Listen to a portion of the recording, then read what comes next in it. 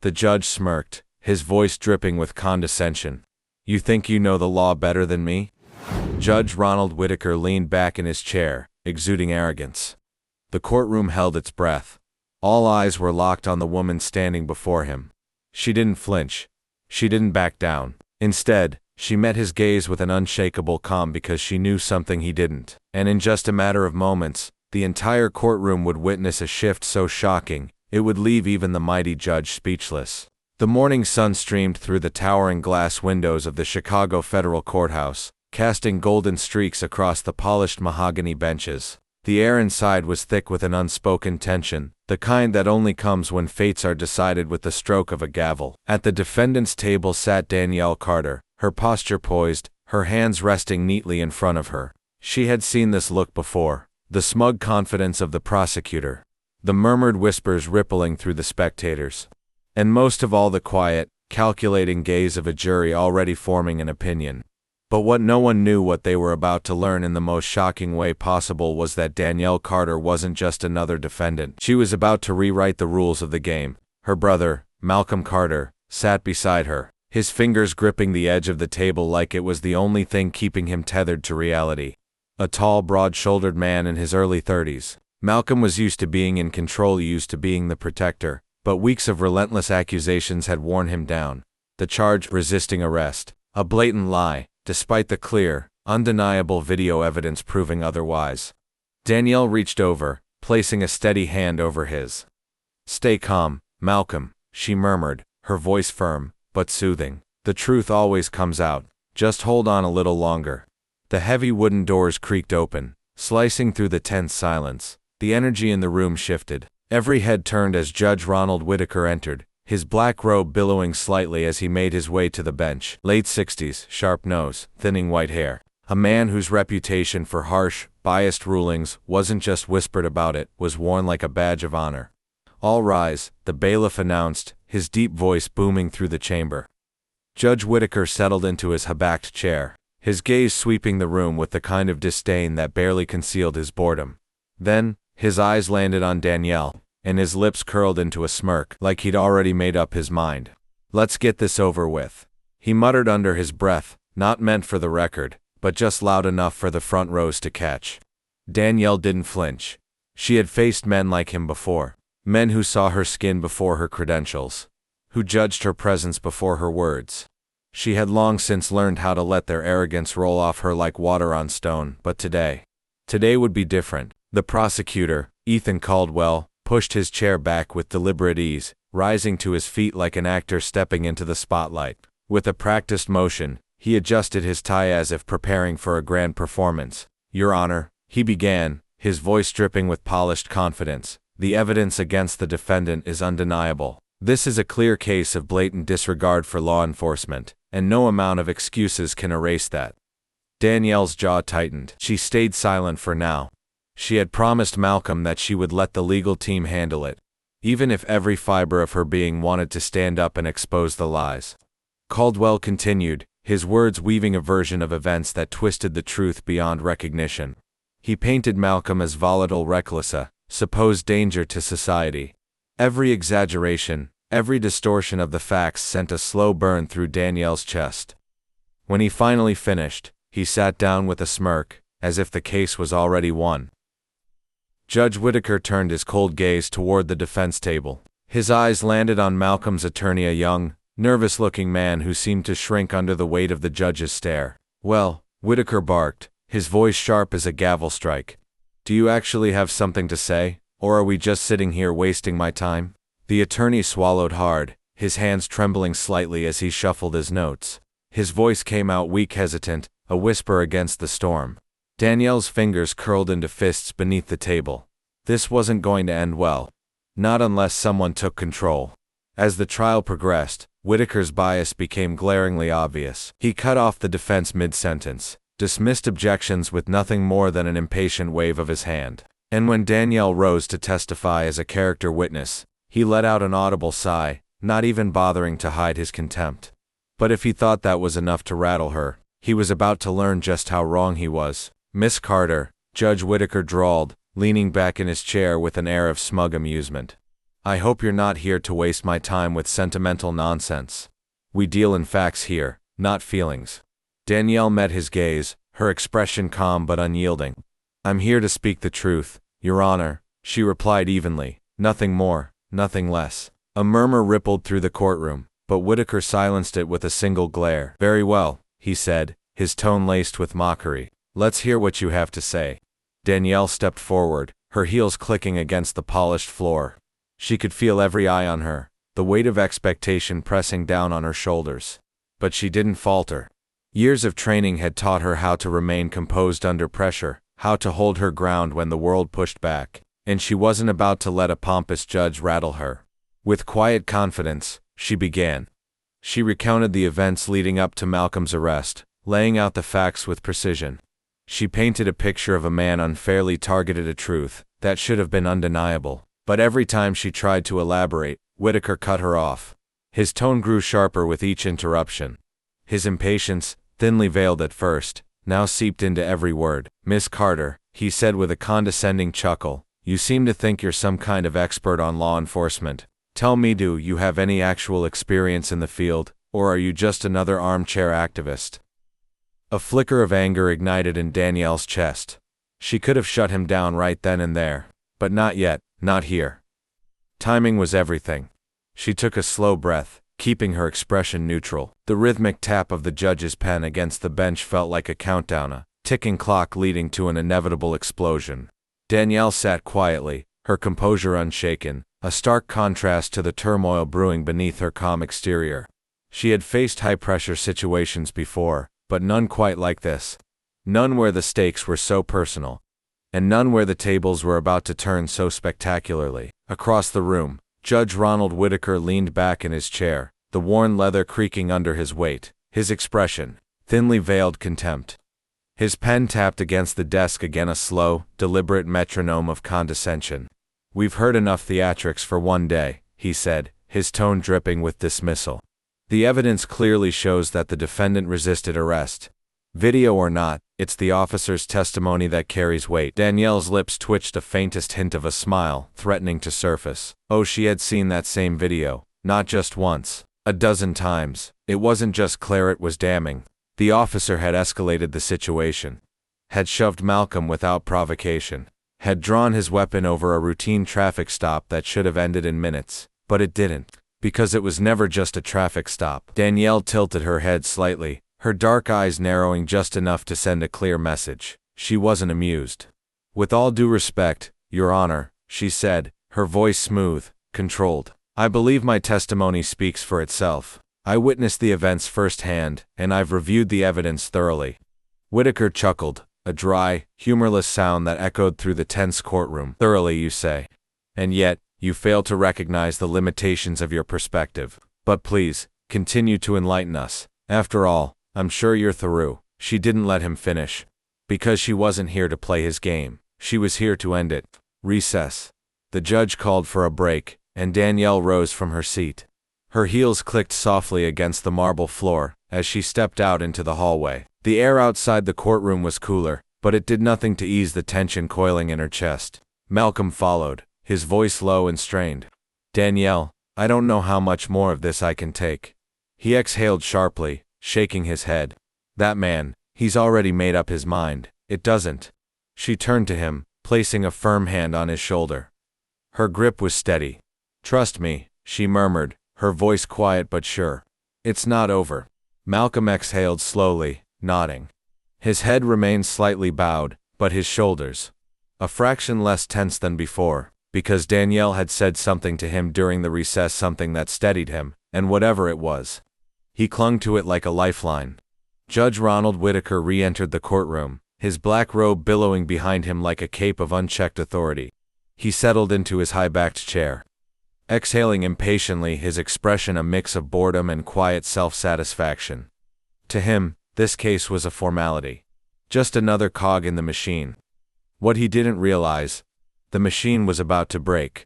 Patience. That's what it came down to. Waiting for the right moment. The right second to strike. And that moment, it was here. Caldwell wrapped up his final argument, his confidence unwavering at least on the surface. When he finally took his seat, Judge Whitaker leaned forward, resting his elbows on the bench. His tone, as always, carried that signature edge of condescension. Does the defense have any last-minute theatrics to present before we proceed to judgment? A beat of hesitation. Danielle glanced at the defense attorney who, by now, was visibly shaken. The judge's dismissive attitude had worn him down, rattled him, and if she let him speak first, he'd stumble. He'd give Whitaker exactly what he wanted witness.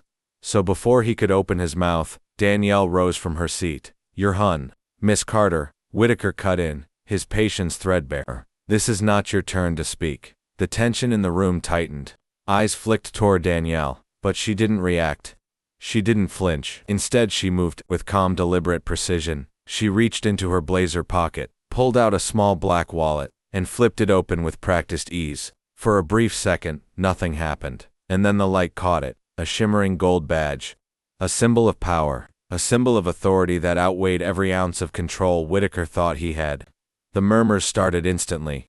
A ripple of shock spread like wildfire, gasps, stunned expressions. Even the bailiff's eyes flickered with disbelief. Danielle's voice, when she finally spoke, was steady, deliberate, unshakable. "My name," she began, locking eyes with Whitaker, "is Special Agent Danielle Carter, United States Secret Service." And just like that, silence. Danielle remained where she stood, her presence commanding, unyielding.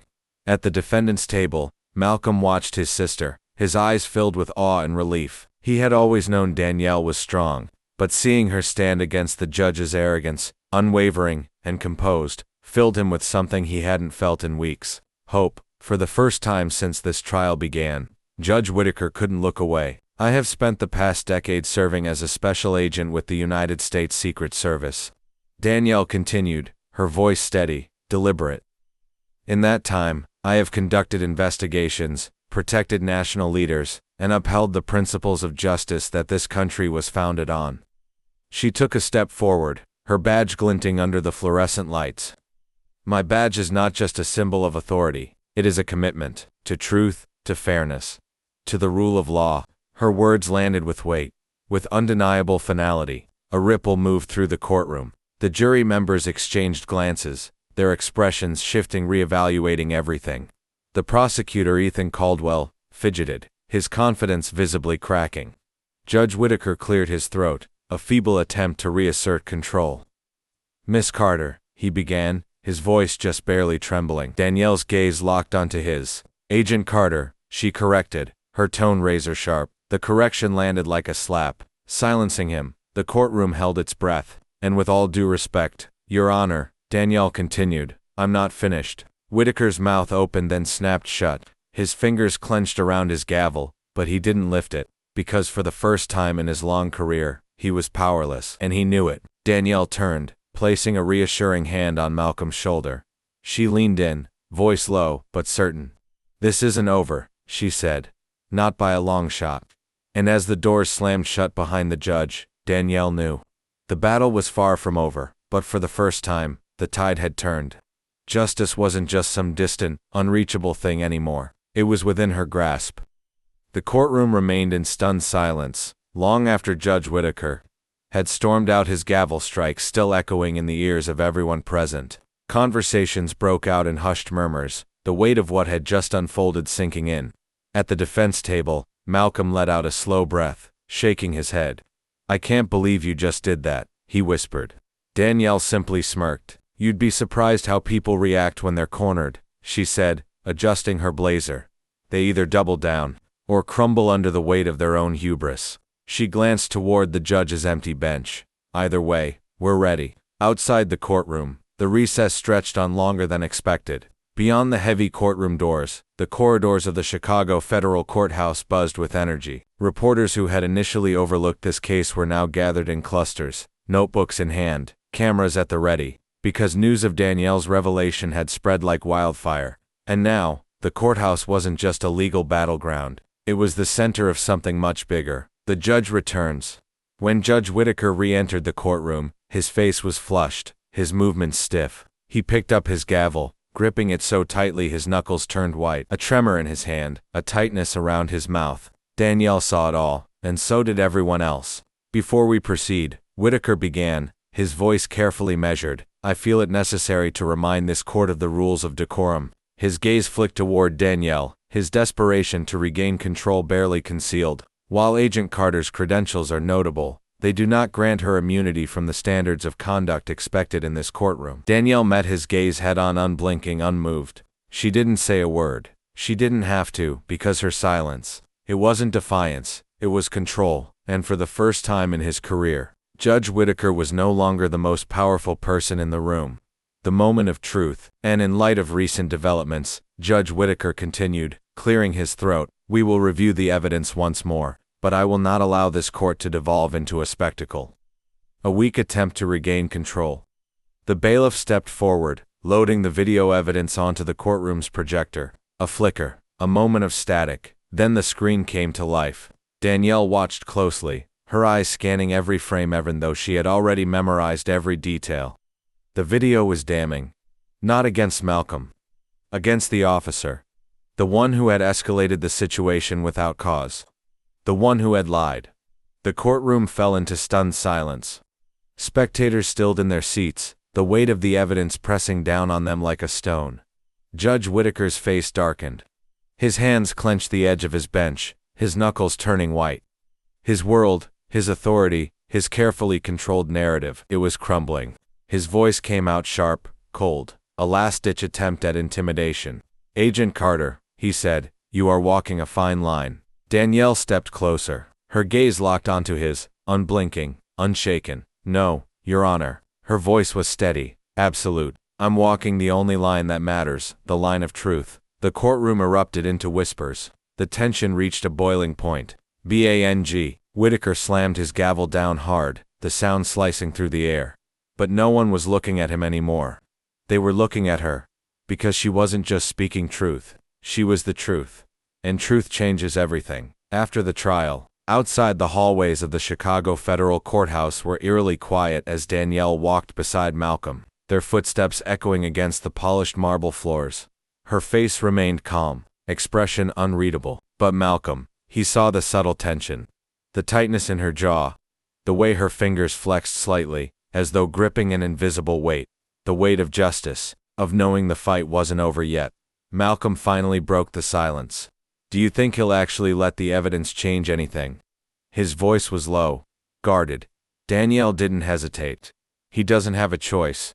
She met his gaze. The truth is out. Her words were final, unshakable, and for the first time that day, Malcolm allowed himself a small smile. You always know what to say, he murmured, the verdict. Then, the bailiff stepped forward. All rise, he called, his voice cutting through the tension like a blade.